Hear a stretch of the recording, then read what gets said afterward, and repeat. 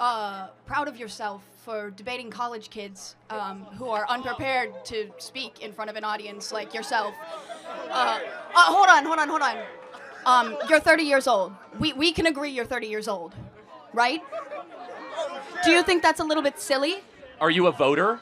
I am a voter. I'm a registered so voter. I vote and you vote. So I'm talking to voters of this country that will determine the future of Western civilization. That's what I'm doing here today. Yeah? Wait, hold on. How is it any different than a professor talking to you? Than a professor talking to you? Who are you? Well, important enough for you to come up to a microphone. Actually, when I first saw this ad, I thought it was like an improv comedy thing. It looked so ridiculous that I didn't even think it was real. Well, no, you could see. Look how popular Trump is on your campus. How does that make you feel? That's not comedy. That is a 5-alarm fire for Kamala Harris because she's probably going to lose Pennsylvania. Look. But no, I just want to be clear. Is there something wrong with talking to voters? No, there's nothing wrong with talking to voters. Well, that's what we're doing here today. It's an open mic. I think that you push a dangerous agenda. Such as? Your stance on abortion rights, for example. Here we go. Okay, so let me ask a question. What is your name? Jean. Jean. And what is your understanding of the current Republican Party's stance on federal intervention in abortion? Well, I know that they want to bring it back to the states, right?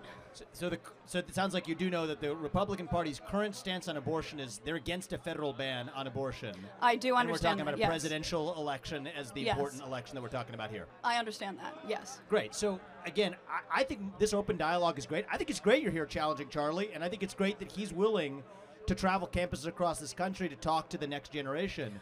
We need more conversation. Now, where's the disagreement, though, on content? Because you could criticize style or why you're talking to people or dunk on someone personally, but where do you actually disagree with the substance? With the way that you edit content and specifically frame it so that people look bad talking to you. The way that you edit your content. we post unedited content. Let me just ask you one thing though, because personal insults can fly in all directions. Where is an area where you have a disagreement with the conservative movement, with Donald Trump, with Charlie Kirk, perhaps with myself? I was a presidential candidate last year. I think we need to talk about that more in the open, and the more we do, the stronger our country is going to be. We got a long line of people, but I want to hear from you one substantive area where you have an authentic disagreement, and I'd be glad to address it. I'm sure Charlie would too. Just in anything. Political. Relating to any political topic where you have a disagreement. Let's air it. Okay. I disagree with some of the laws that are being pushed in Congress that are against the LGBTQ community and the trans community. Okay, so let's talk about that. I'm going to give you my view, and then I want to hear yours. Okay. My view is that if you're a fully grown adult, 18 or above, you're free to live how you want, dress how you want, marry who you want if you want, if you're over the age of 18. I agree. But you are not free to indoctrinate children in schools who are not yet of the age of consent. You are not free, just as you're a 17-year-old or a 15-year-old can't get a tattoo on their own, I don't think that you should be able to go or until the age of 18. And so the lines that I draw here is that men are free to claim to be women and swim in swimming pools. You're not free to claim trophies in a women's sports competition. You're not free to enter a women's locker room. You're not free to change a language. And you're not free to actually indoctrinate our children who are under the age of 5 in schools. Do we agree on the fact that adults should be able to live freely while still treating children differently? If so, we're on the same side of this issue. Listen, I agree with the majority of what you said. However, I don't think that you're understanding the implications of the laws that are trying to be passed.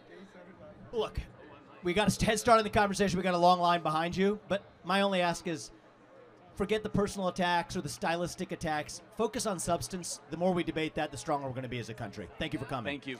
I don't think you're focusing on substance, though. That's the issue. Hold on. Look, he intentionally tried to provoke substance out of you. and you said, well, I'm worried about some laws Congress should pass. I have to ask, what laws are you talking about? Can you be specific? I'm sorry, I'm very nervous, but this is what you do. This is what you do. You take people and you put them under the spotlight, and you. Well, hold on. I didn't ask you to come up here. You voluntarily came to the front of the line. You didn't have to do that. You're purposely antagonizing people on campus, asking How? people to come up by spreading your weird agenda. How? What agenda is that? I'm confused though. So Charlie, I'll say this.